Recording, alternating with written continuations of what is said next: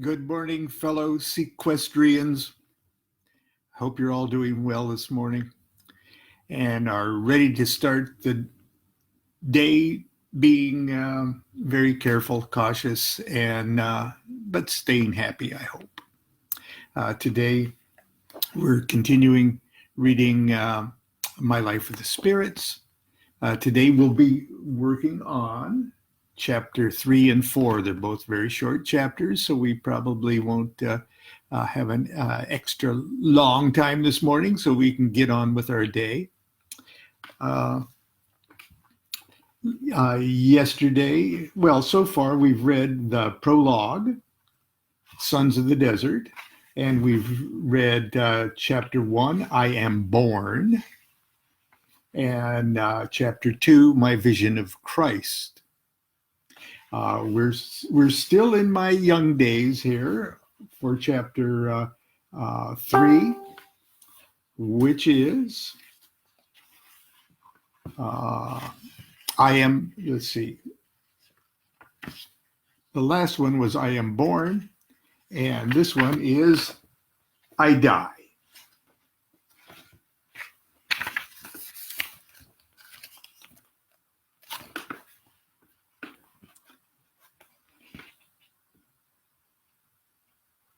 As every holy man will tell you, in order to be spiritually born again, it's first necessary to spiritually die.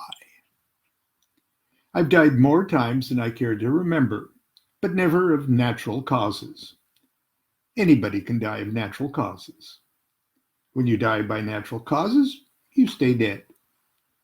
In order to be born again, you must die by your own hand or be murdered. The first time I recall being murdered was on the morning of the morning of my 5th birthday, July 11th, 1953. My assassins conspired in whispers in the kitchen. I heard my mother tell my brother, "He's 5 now. Christmas is 5 months away. It's best to do it now, not close to Christmas. You tell him. You can do it nicely. He'll be okay when all those kids come for his birthday party." Mark was a dear soul. He was tall for 11 and had the habit of chewing his shirt collar when he was nervous, which was nearly all the time. He came into the den where I had been eavesdropping. He sat down on Dad's big chair. He stuck his collar in his mouth. You know, Santa Claus? Yeah? Santa Claus isn't real. Yes, he is. I cut him off before he said anything else. I pushed my tiny palms against his lips, trying to shove the words back into his mouth. I sat on his lap. Mom's got a picture. He gave me my paint box at your school show. He knew my name. Those guys are guys in Santa Claus costumes. Shut up. He's real. I started to cry. You're saying this to be mean to me on my birthday. No, I'm not. He comes. He eats the cookies. He drinks the milk. He leaves all those things for us. Mom and Dad wait till we're asleep. Then they get up and eat the cookies. They drink the milk. And they buy all that stuff for us themselves. Other people buy us stuff too. And say it's from Santa. He's just a pretend guy with big kids, and big kids all know he's not real. You don't want the big kids to make fun of you, do you? I was beginning to realize he was telling me the truth. I could easily imagine such a black secret bubbling in the heart of an evil big kid. He is too real. By now I was lying to myself. I kept crying just to hear myself cry. These were my last little kid tears. I knew when I stopped, I'd be a big kid, and there'd be no more magic in the world. It's okay. We'll always get stuff on Christmas morning. Mark was as sweet as a brother anyone could ask for. There is no Easter bunny either, is there? Nope. And when I put my teeth under the pillow, Mom takes your tooth while you're asleep and puts a nickel there.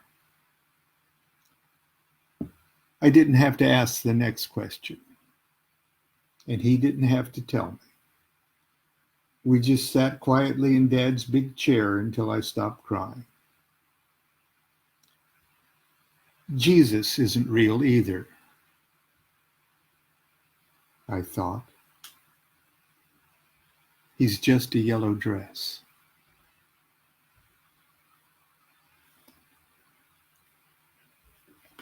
Chapter 4. I descend into hell.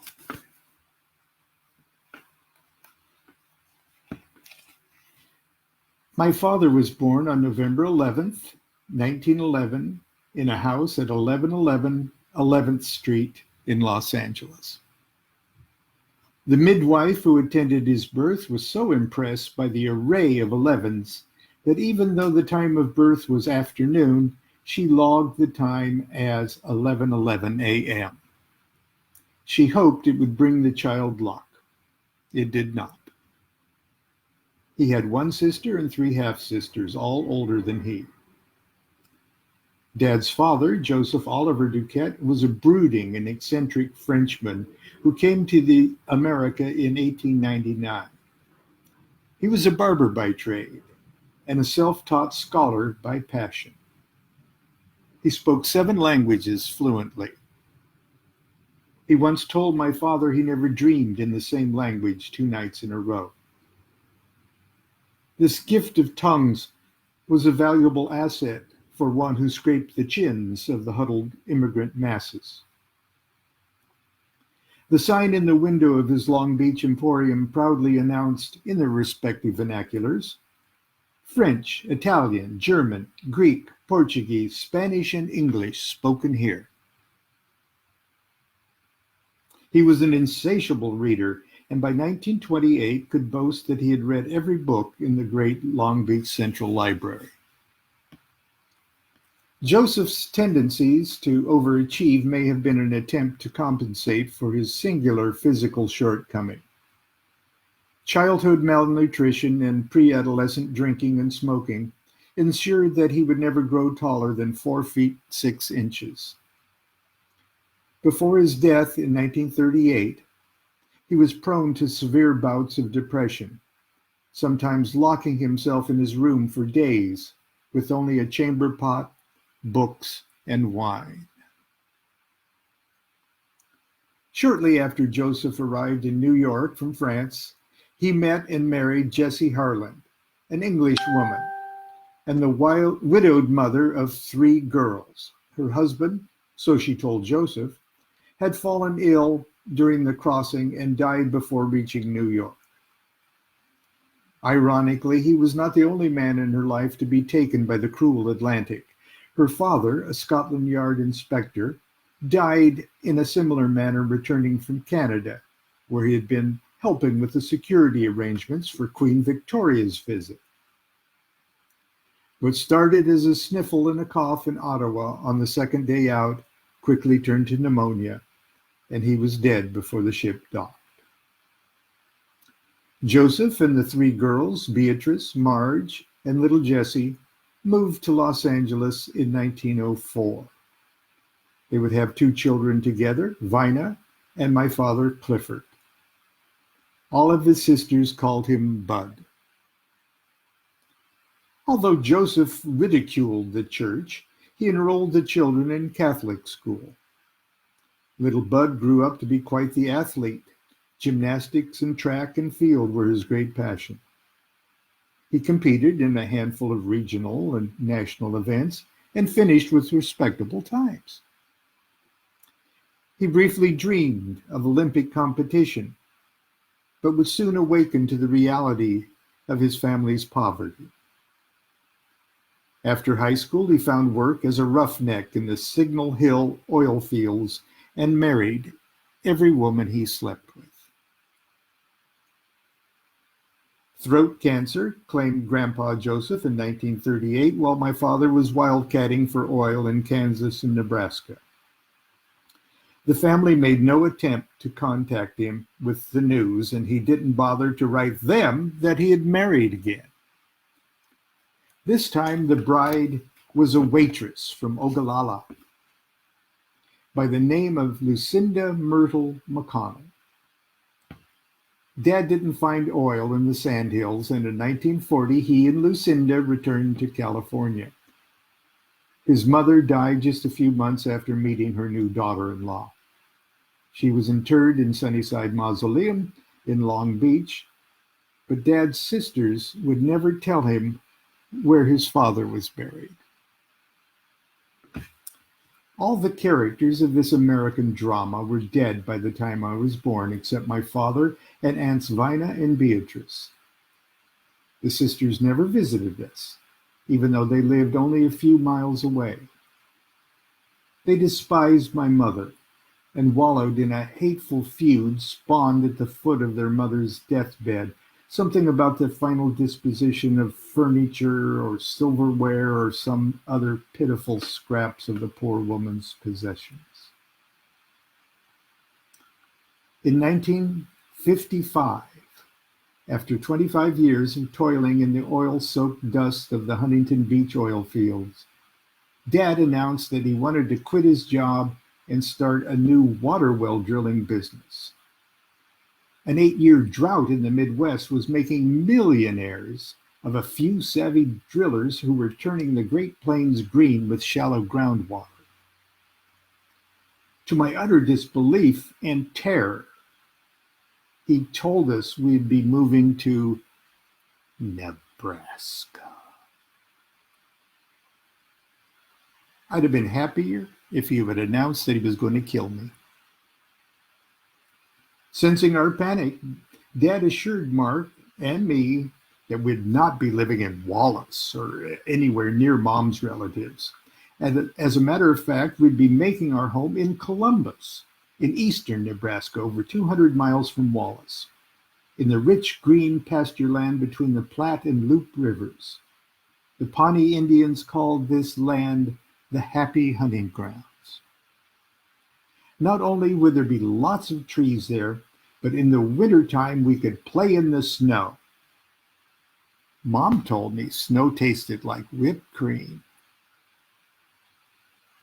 We'd be living in a real town with paved streets and indoor toilets and supermarkets with electric eye doors. It wouldn't be anything like Wallace. I still had my doubts. I loved Southern California. My hip was getting better, and I was allowed to walk with crutches. If all continued to go well, I'd be on my feet in a year or two. I was just starting to live. We visited the beach often, and the radio was filled with a hip new music that could only be heard in California called No Name Jive. I loved it. I knew there wasn't any corner of Nebraska where they'd ever heard of Johnny Otis or the 3 Tons of Joy. It was December by the time we sold the house. Because the new owners wanted to take occupancy a few weeks before we were ready to leave, we spent our last California Christmas in an ancient motel in Belmont Shore.